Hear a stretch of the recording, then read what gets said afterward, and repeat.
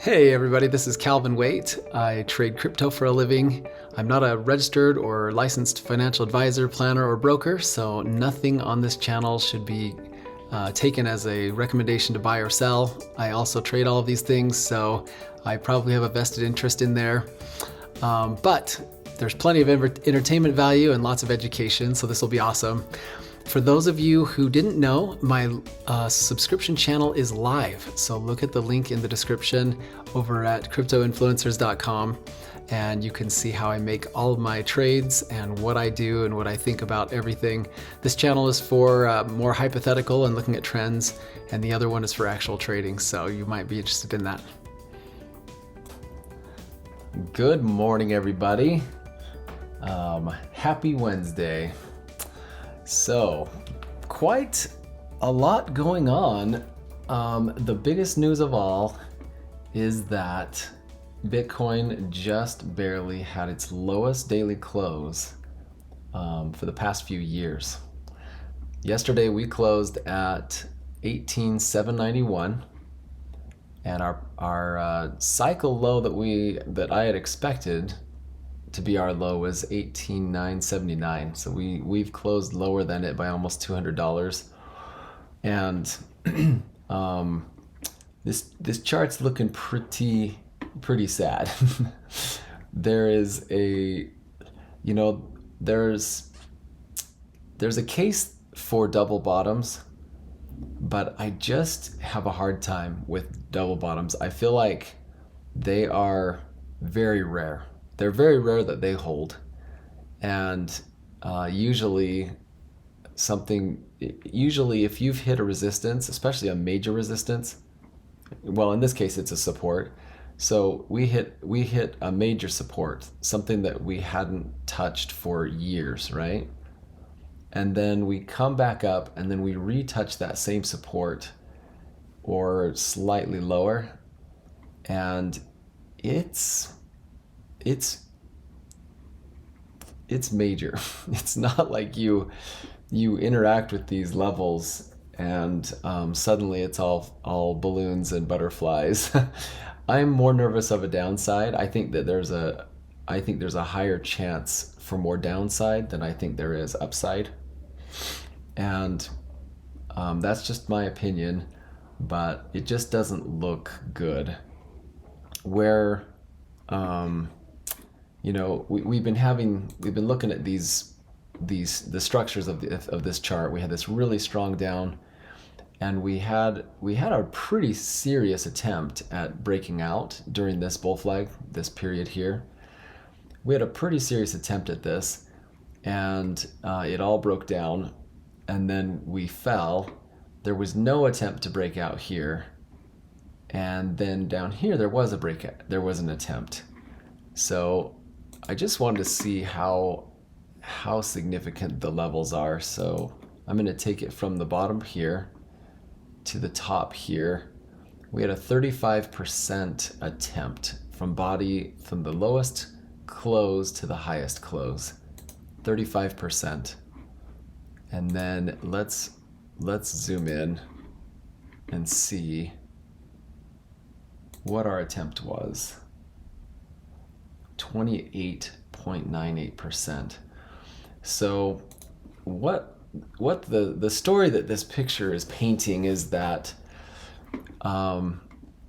we've had a more pathetic attempt at a breakout at a lower price point than we did up here. So in this case, we had gone down, and sure, there was a lot of excitement in the market. The highs were recent, and there was a lot going on, but there was a lot more purchasing power in the market to move us back up. And down here, we've had a low,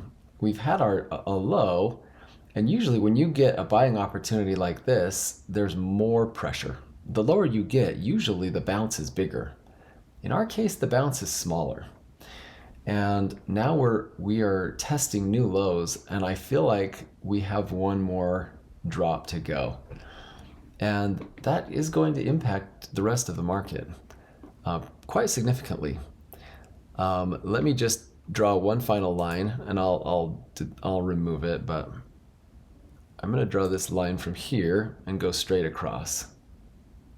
And I kind of want you to see how this last breakdown played out.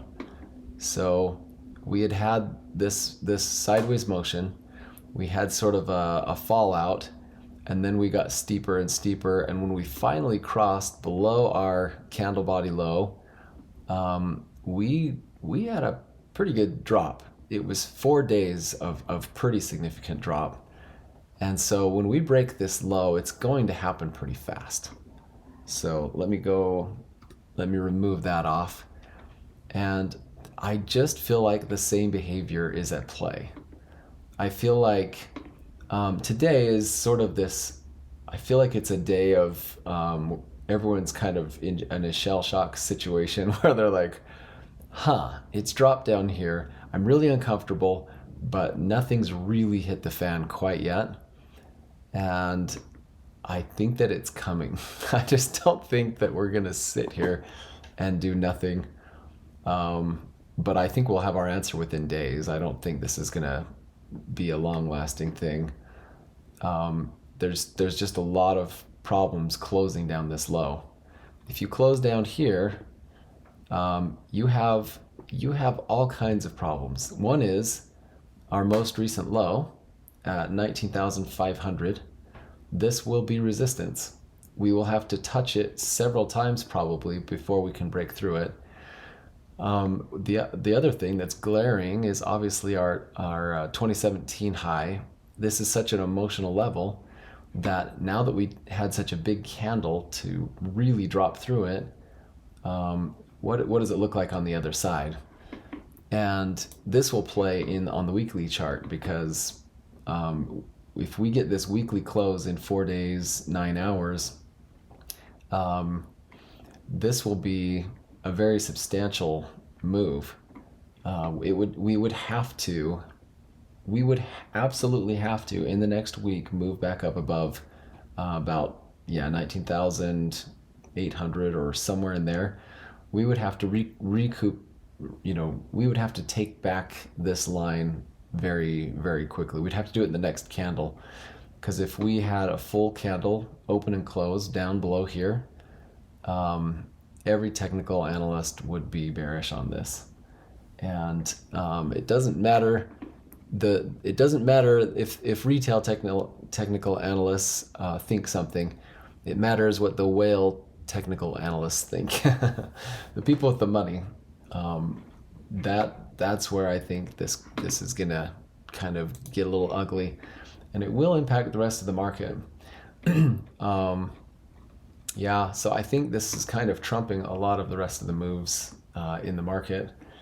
Ethereum kind of had a little bit of a breakdown last night, but this morning we've had quite a bounce, and we bounced right off of the 100-day moving average almost to perfection.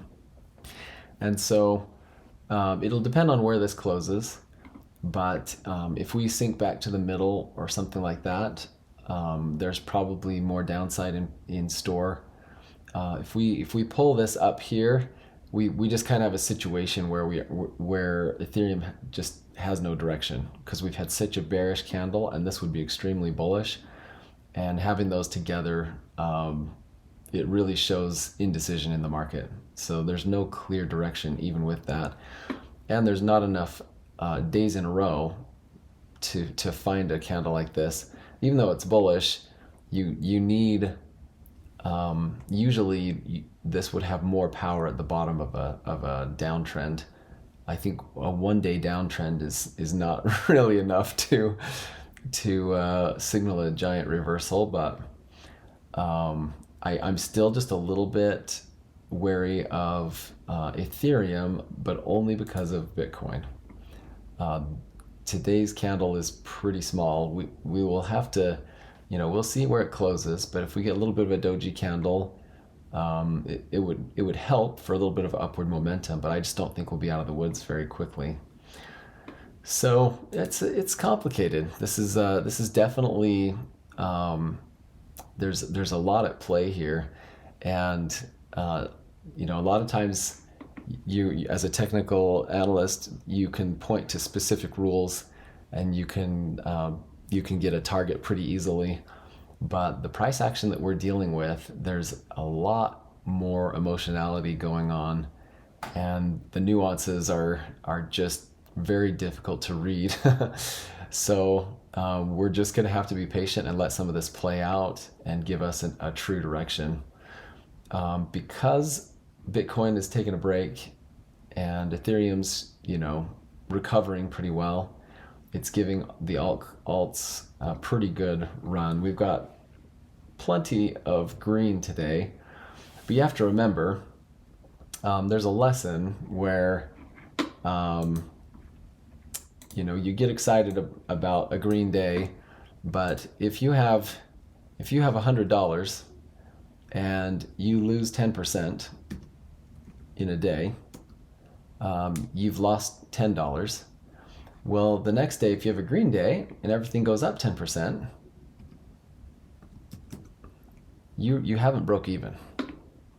You have to go up 11% in order to break even. You've got to go up. You have to go 11.11111% in order to actually break even. So the green days have to be stronger than the red days. And yesterday, everything was down very, very significantly. So to have a couple of to have a lot of green, but that number is lower than the red we just saw, the altcoin market is still struggling. There are some bright, shining guys out here, though. I was kind of surprised to see a few of these above 15%, retesting the 50-day. They didn't fall very significantly, so there are a few that have some strength, but it's just a little bit risky to be messing around with alts. Most of the positions I'm in, we're pretty much hunkering down, waiting for bottoms to happen, and then we'll take opportunities as they come. But we're kind of being patient through the storm till things really kind of turn around. The final thing, just because we've been looking at Luna's short, I went to the trouble of numbering every high or low we've had since day 0 down here, and we've had 18 higher lows in a row. And today's candle is the first day that we did have a lower low on the day. So things are breaking up, and we'll see how that goes. We can't have a swing high in the books unless you have a high that has lower highs on both sides. In this case, we have a high of 45,000, and today's high is 44,899. So by 101 satoshis, we are slightly lower. So this actually could print a swing high, which would be the first we've seen in a long time. So it's very interesting. Having the ability to not get liquidated and being patient, waiting for the market to come to you, is the exact strategy that we're performing on this trade. And it's the same strategy that we're playing on a lot of these others. We've got some coins that are upside down, and we are simply our position sizes are small enough that we can handle an adverse market for an extended period of time. But when opportunities arise again, that's when we pop back in and we take advantage of that. So I don't mind a nice bear market. I don't mind things dropping really good, because the returns on the other side of that are just unbelievable. But we just need to make our way through these markets. Bitcoin, again, just not looking good, and it'll take some work to get above this. The good news is we're in a red zone, and our 50-day moving average is dropping. The more this drops, the better the entry is, and the better the return. And so the longer we hang out down here or have some significant moves down, we can pull these averages down. And then when the market consolidates and flattens out and we finally exit, we stand to make a better return than when we were, even right here. Too bad we couldn't get a larger bounce, but you know what? We just let markets play their game. We don't have high expectations either way. We take risks and we live with the consequences, and we wait for better opportunities if things go wrong. If things go right, we profit, and if things don't, we wait and we let the market do its thing, and then we take advantage when it finally comes back around our way. Very good. Should be a fun day to watch. I'm really interested to see how the day closes on Bitcoin and Ethereum. And so we'll catch in with the pro group tonight and see what decisions we need to make. Thanks for making it to the end of my video. Make sure you keep those trades small. Don't force a trade. Don't get impatient. And if you want to see how all this works, please come over and check me out on the subscription channel at cryptoinfluencers.com. Again, the link is in the description.